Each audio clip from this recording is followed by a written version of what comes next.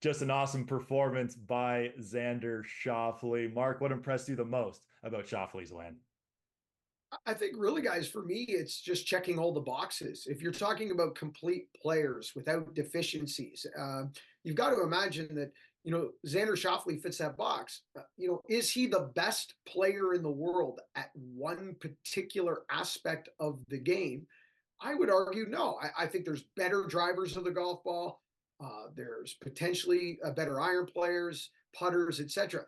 But he might be top five in every particular category. And I think because there's no deficiencies in his game, because you can kind of point to everything as a positive versus a weakness somewhere along the way, you can go in 2024 and win two very different major championships. Could you find two polar major victories than the ones we found this year in Louisville and then at Royal Troon? I mean, completely different styles of golf, different grasses. I mean, different everything. So, wow, very impressive. And to me, that's what it means to be an all around kind of check the box golfer. Xander just fits that perfectly. Yeah, he certainly does. And Bob, when we were on radio to TV last week previewing the Open, you said that Xander was coming in under the radar. What does he do? He goes out and wins. So a couple of things have to give you credit, Bob, because you had Xander on your picks team last week. So another W for you, Weeksy. But what impressed you the most about Xander's win?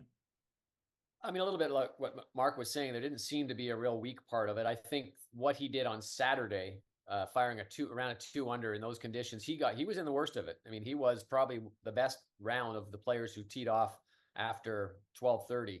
And I would say that, if you look at how he battled through that, they may have set him up for the bogey-free final round.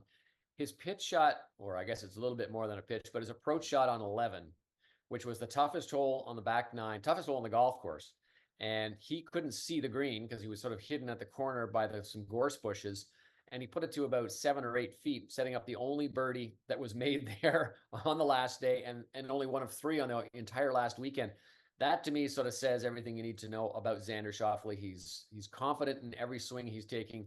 He's added some yardage this year, started working with Chris Como, made some minor swing changes, a little bit of a grip change. He does have a little bit of that Sergio regrip, grip, regrip, grip if you watch with his thumb. But overall, as Mark said, he just doesn't really seem to have a weak part of his game. And he certainly picked up a lot of distance too with the strength training he's done. Now, let's have a conversation that I know we'll get into in a big, big way throughout the summer and on radio too. But where are we going for player of the year now? You got Scotty Scheffler who has 6 wins, but Xander Schauffele has 2 majors. Mark, what do you think? I mean, Xander Schauffele's got to win at least two more times, and likely one of them being a FedEx Cup before this is a conversation.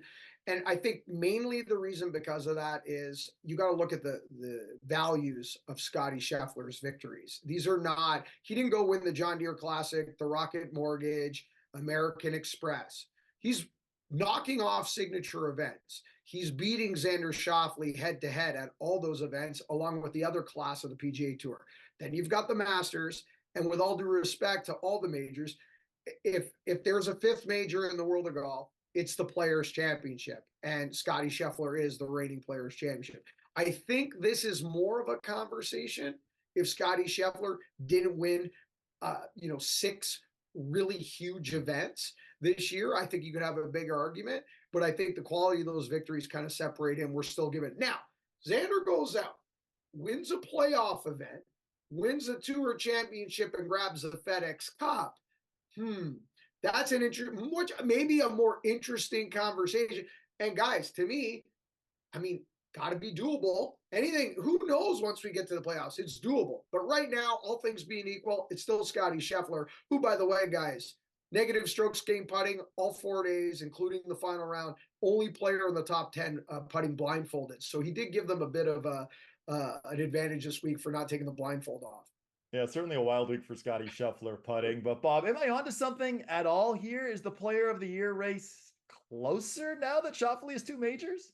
It's definitely within reach for Xander. I think, don't forget, he's got an event in a couple of weeks where he's going to defend his gold medal. Yeah. Which I know a lot of people don't, some people in golf don't think of that as being big, but I think it's pretty big. I think he thinks it's pretty big because he's got one already.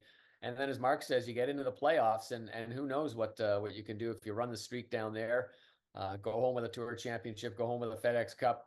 Then people are going to have to start deciding. I still think the quality of the 6-win season by Scotty might overtake it, because he basically had to beat the best field in golf 6 times, and he did it, and almost a 7th time with a playoff loss to moves like Jagger. But it's at least closer now. It's certainly closer now, but Xander Schauffele, 2 major championships on the year, defending that Olympic gold medal in a couple of weeks' time.